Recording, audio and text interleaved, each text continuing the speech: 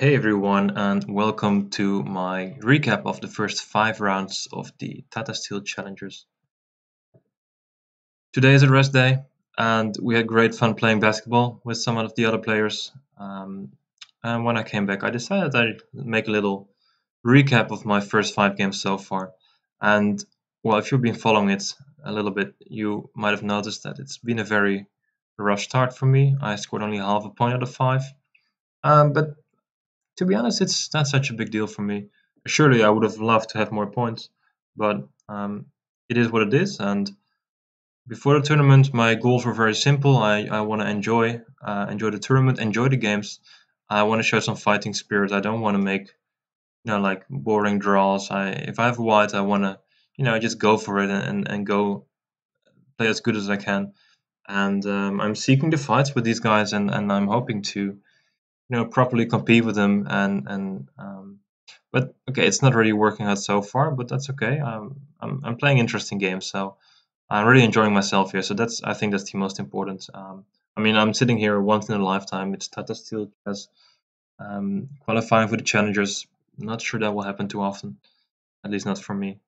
So yeah, just the aim is to fight, and I think that's what I've done, but it's not giving me too many points. So maybe I need to change my game plan a little bit. But then again, I don't really mind, to be honest. So this video, I just want to quickly go through the first 5 games. No deep analysis, but just walk you through what happened and how I experienced the games. So yeah, let's just start with the first round. So first round, I was playing against my fellow Dutchman, Erwin, experienced Tata Steel chess player. Um, and I was playing white, and I have to be honest with you, sitting there on stage with all the photographers, spectators, I was pretty nervous, and the start of the game wasn't that good. It actually was quite bad. So we went for the Sicilian, open Sicilian, and normally he goes for neither, but this time he chose for the classical Sicilian, and I decided to just go with my pet line, which is Queen D3. Not a very common move, but it's a move, and it has some small differences with the main lines that go with Queen D2 instead. And okay, I think it's playable. It's not insanely good or anything, but I think it has some interesting ideas. So he went A6, castle queen side, bishop D7. But the next moves were pretty inaccurate because I mixed up some lines. I played a bit too quick.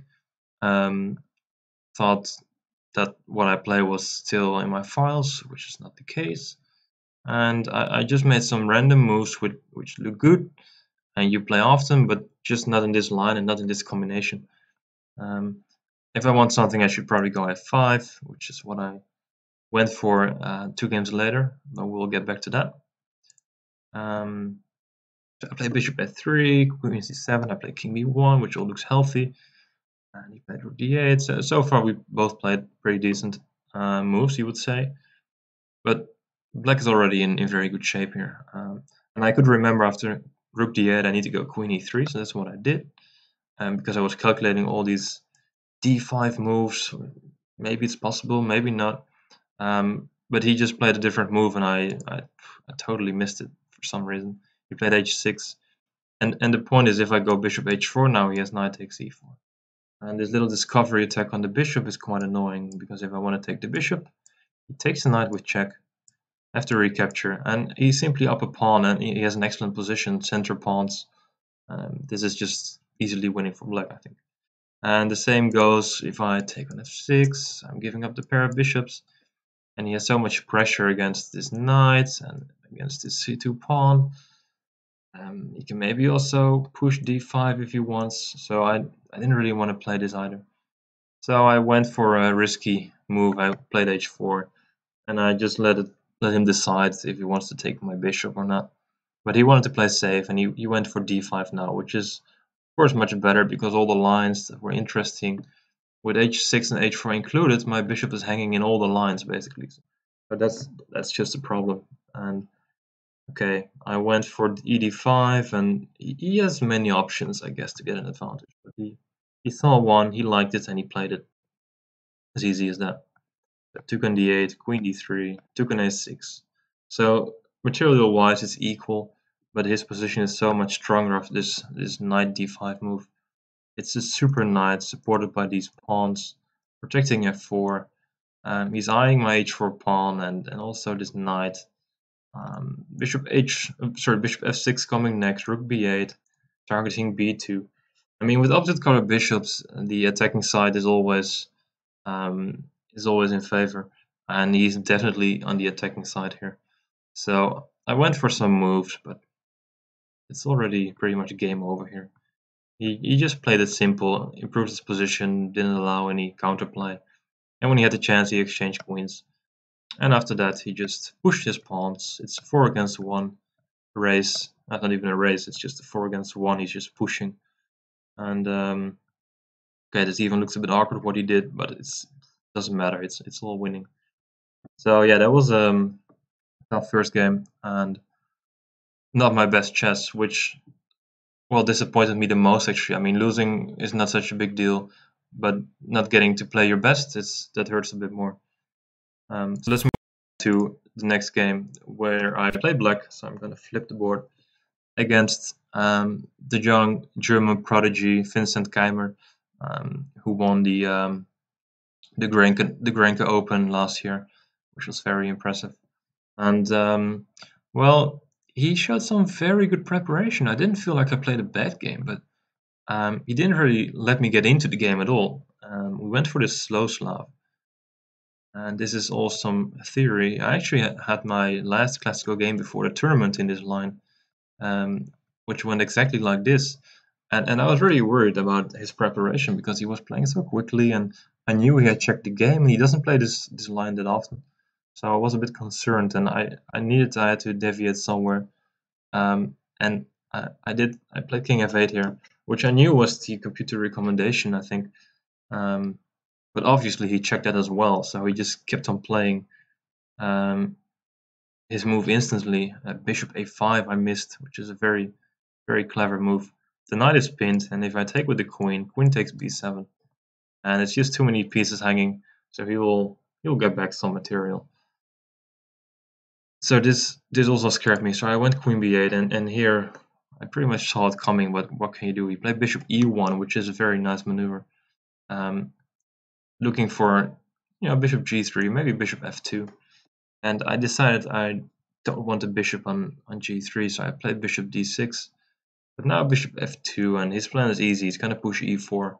And my king is awkward, my queen is awkward, and therefore my rooks are a bit awkward. And d5 is barely protected, so and his position is just healthy. He developed his pieces, king is safe, got the pair of bishops. So I already felt like I was in trouble here. So I went for some concrete solution. Well, not a solution. I went for some concrete line. Didn't turn out to be a solution. I played knight a5, queen d8, and I thought, well, maybe if I can take on e4, play b5, and if he goes knight c5, I can just take the knight, and I will block his pawns, and maybe I will get the chance to. Okay, especially this one might become weak. This one's probably just doing fine, but I thought if I just block his pawns, keep my knight here, I don't know, maybe queen here, rook here, maybe the other guy over here, maybe I can get something going. But even if I win e5, I'm not sure if I'm even better, because opening up the position against his pair of bishops, it's just dangerous. So he went bishop d3, and here my last option was to go queen d5, which is computer recommendation, but I didn't see what to do with the rook he1. But the computer pointed out I got knight b4, which is a very clever move, and I obviously missed this one. Threatening checkmate on a2, attacking the bishop on d3. So if he takes, queen takes, and it's holding. I can maybe just take on h2, and still not very comfortable, but at least I'm alive. So I should have gone for this, but I just missed knight b4, so I went for queen c7, but now his bishops got so strong. Bishop e4, rook f1, which was a clever intermediate move, king g8, rook d1, and now the point was he's gonna play this move. and I don't see how I can stop it. And once the rook gets to d6, I have to move my knight. Oops, sorry about that. Rook d1. Once rook gets to d6, I have to move my knight, and once he starts pushing his pawn, then his bishops become active and I'm just getting crushed. So being low on time, I decided to go for b4 and maybe take on e5, which is what I did, but position opening up, as I mentioned, isn't really helping me because his bishops are getting so strong, and well, here the game was over pretty quickly. Bishop b6. It's a nice move to finish the game. I take on my queen, I got no squares, so I have to take on b7 basically. I resigned, by the way, after bishop b6, but just to show you what happens.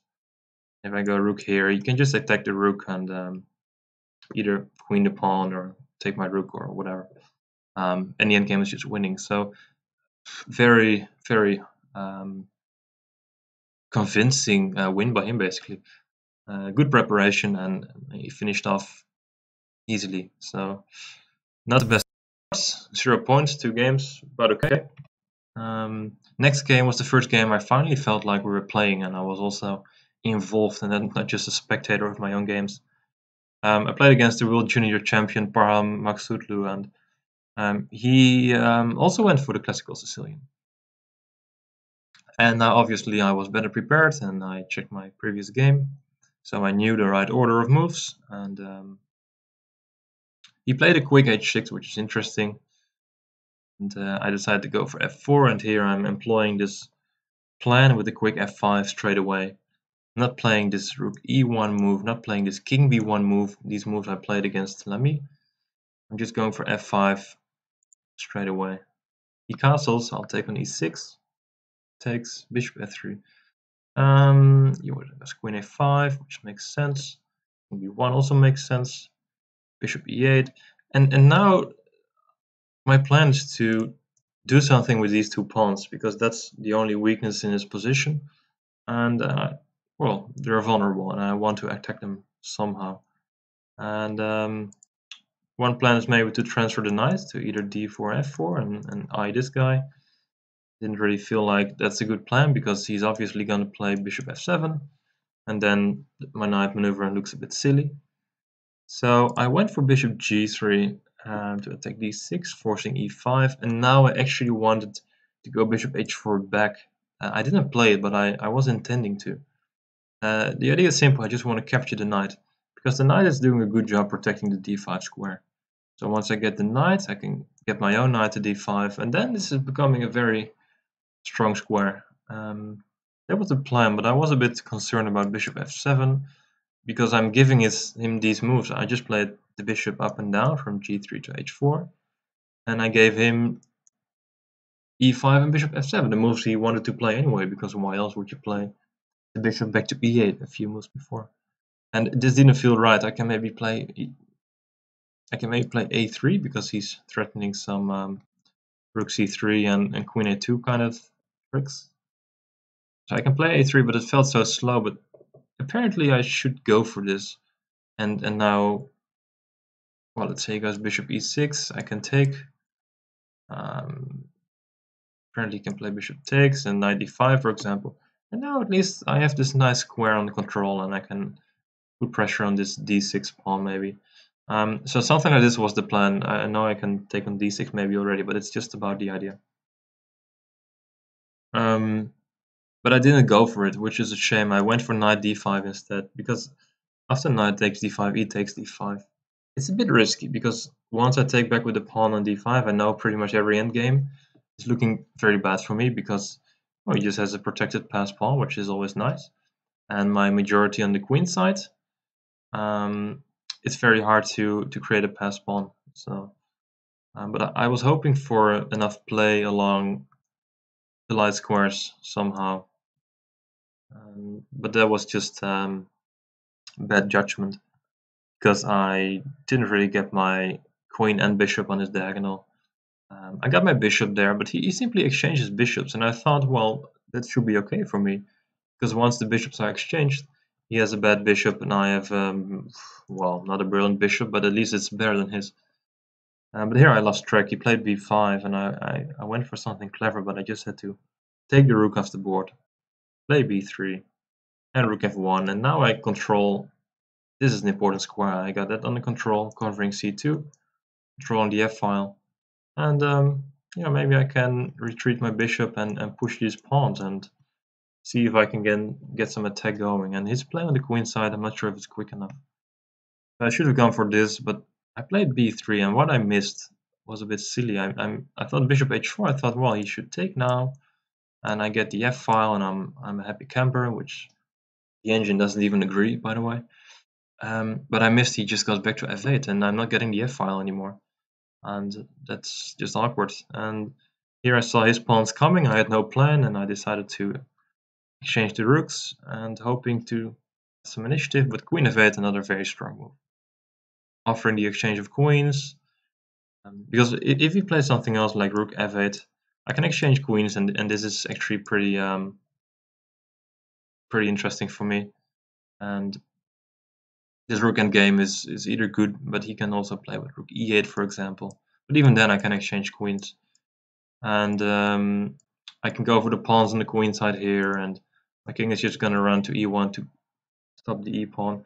It's about equal here, but he obviously saw this and he went for queen f8, and yeah, well, I thought if I get the queens keep the queens on the board, then like queen d7, rook c5, and his queen is going everywhere, like f2. I don't know. This felt pretty bad. So I exchanged queens, but I knew I was in trouble in the rook endgame.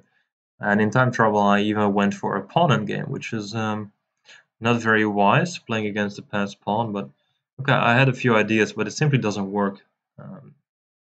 I was actually aiming for a position like this, where he goes g6, I go g4, he goes h5, take, and now I just wait for his king to come, and he's coming, and then he needs to distract my king. So I was looking for an endgame like this, hoping I might get something going with the h-pawn and I'm in time, but it doesn't work because he can play king f5 here. And it's a very theoretical endgame, which is interesting to show. Because if he queens, I queen, and now he can checkmate me, which is it's annoying. It's a very famous, sorry, it's a very famous endgame here. So I was hoping for something there, and I wanted to let him make the call in this position whether to exchange rooks and go for this endgame or not, since he was in time trouble. But he calculated well and he saw it's winning. If he takes here, it's not so easy, because I can hang on to this d6 pawn and I'm winning that pawn, and if he goes back, I have some perpetual. If he doesn't go to f6, then g7 is hanging. So, but he made the right call, so that was that. So just misjudgment about my knight d5 move, going for the light squares. Didn't work out, and well played by him once again. All right, next game, and this was a bit of a boring game, to be honest. French. What else do you expect? No, but she played some interesting lines, but today she surprised me with this bishop g5 move. She doesn't normally play this, and I decided I go for this bishop d7, which is it's a variation on the Fort Knox variation in the French. The plan is quite simple. I'm just gonna exchange this bishop for the knight and have a healthy position. You could have decided to go to castle queenside, make it more interesting, but she quickly went kingside, and well, it's pretty equal. Healthy pieces for both sides, healthy pawn structure for both sides, opposite color bishops. I went for c5, and it's actually quite comfortable, and I wasn't in any. I was feeling comfortable here, and having no problems, and just playing a bit. But then I played b5, which is a crazy move, because it allows for so much play for white.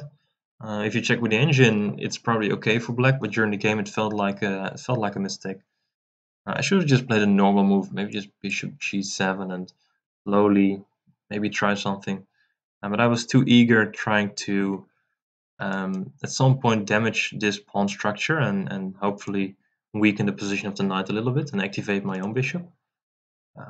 But when I played the move, I saw, oh crap, she can play a4. And that's what she did. And I took rook a1, and suddenly my a4 and a6 pawns are becoming weak. But I found this construction with rook d6 and rook b8. So now the point is, if she takes on a6, I can take the b2 pawn. So that's why she played rook e to a1. I'm playing against Elisabeth Paehtz, by the way. I should have mentioned that at the start of the game. But yeah, playing black against Elisabeth Paehtz, the German female player. The rook ea1, now threatening to take on a6 again because the queen can just protect b2. So I double the pressure on the b file, and she played rook a2, and here I had to move a5, which is I'm very glad I found this move. Now if she takes on a5, suddenly I got this covered attack on the rook, forcing a big exchange of pieces here. Rook b2, rook b2, rook a8, rook b8. She took on b8, and she thought she had a tactic here, and I have to be honest, I didn't calculate all the way through the end. So I was like, ooh, bishop g6, it hurts a little bit. But I quickly saw that I can just take the knight on d4. And so the point is, if I take back on g6, queen takes e6, of course, winning back the knight and being up 2 pawns, looking good for white. But I can take on d4, and I can go queen d6, and now the bishop is under attack, just as the pawn on d4. So the game quickly ended in a draw here. Well, a bit of a boring game, but it was good in a way to at least be on the scoreboard with half a point. And that brings us to the last game before the rest day, game number 5, playing against Anton Korobov, the strong Ukrainian grandmaster. And I was looking forward to this game. And once again we got a Sicilian, and once again we got a good fight. He went for his pet line, queen b6. Doesn't play it that often, but he played it a few times. So I checked it briefly, and I saw this setup, and I just went for it, not knowing that much about the position. So b5, a4, b4, knight b1, 2, 5. So maybe I should go g4, maybe, but I thought that might have been a little bit too aggressive. So I decided I just go king h1, and the idea is to just go knight c4 and play a bit on the queen side. Bishop b7, knight c4, and here you play d5, and that's just the game's opening up straight away. Makes it very interesting. The game's way too complicated to summarize in a few minutes, but I will definitely advise you to, check with your engine and see what you can find here. It's interesting stuff. I went for bishop b6 here, queen d8, I took on d5, knight d5, and here I was contemplating the move f5 because my f pawn is a bit awkward, and I need to push the pawn to f5 to at least make it useful. But I wasn't sure about knight f4. However, I did consider taking on f4, but it looks so weird. But the engine thinks white has a very solid edge here, and I was surprised, and I'm still not sure why. So I would love to explain you, but I don't know why white has an edge here. But it shows the complexity of the position here. So I should have went for this, but I didn't see it, didn't judge it like the computer did. So I went for queen f2, just protecting my f4 pawn. Play g6, obviously stopping f5. I play bishop c5, bishop a6, rook ad1. I thought a clever waiting move, and he played rook d8, and I thought that was not possible because he needs to cover this f7 pawn with the rook, and now I went for knight e5. And the plan basically is if he takes on e5, I got pawn takes, and suddenly I have this nice pressure on f7, and that's going to help me a lot in many lines. So here he has many options, at least many possibilities. Not every move is a healthy option. But he took on c5, and I took back with the knight. He took on d3, and this is the critical moment in the game. I should have taken on c6 with the knight, but the positions are so complicated that I I didn't see why. Um, I was basically thinking, well, if he goes queen c8, I thought that was the best move. I can take on d8, you can take on f1, and I mean, if I take back the bishop, he takes my knight, and then nothing special happened. I thought I can take on e6 as an intermediate move. You can take on g2. After the game, he told me that queen takes g2 is probably just fine for white, but I think knight e3 is an option here, and then it's not so fine anymore. Attacking queen and rook, and I don't see what I can do.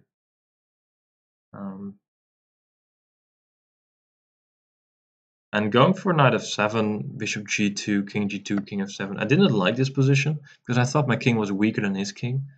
But apparently I have rook e1, simply taking e6, and it's very difficult for black to find a good way to protect the pawn.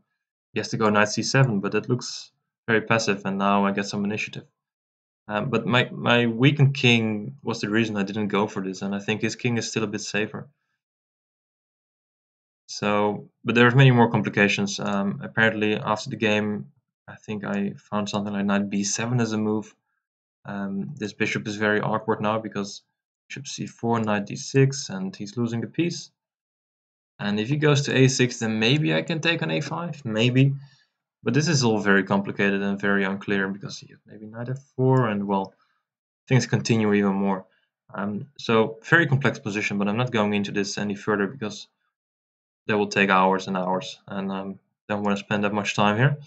So I decided in the game to go rook takes d3. I thought, well, okay, I don't see how any concrete line gives me an advantage, so I'm just gonna build an attack on the h file. I went queen c7 and I went rook h3, and I was very excited about my attack, like queen h4 and maybe push some pawns, bring the knights, do some crazy stuff there, sacrifice, I don't know.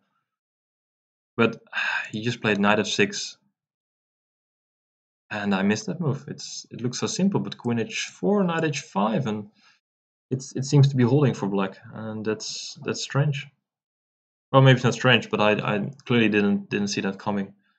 So that was quite disappointing. And here I lost track. I pulled back my knight to d3, and he went h5, and here I realized my attack is never ever going to happen. And he just improves his pieces now. Eyeing my weak c pawn, he went knight e7, knight f5, just putting the knight there. And this king side of his is so strong, and now my rook is so awkward. And I tried to do something here, but I already knew that the game wouldn't last that long because his position is superior. His pieces are perfect, every single one of them. My pawns are weak. This guy, this guy. But also my king side is a problem. Because if I go h3, for example, then queen h4 already looks very strong, pitting the pawn and threatening knight g3. I don't know. It felt dangerous. So I played g3 and a few more moves, but the game was pretty much game over. He's grabbing a pawn, and I thought I have a double attack, but if I take on, I resigned after rook d6. I noticed if I take on a5, queen b7, pinning the rook, and if I protect the rook, then well, this pinned rook is not a good defender, and I can resign.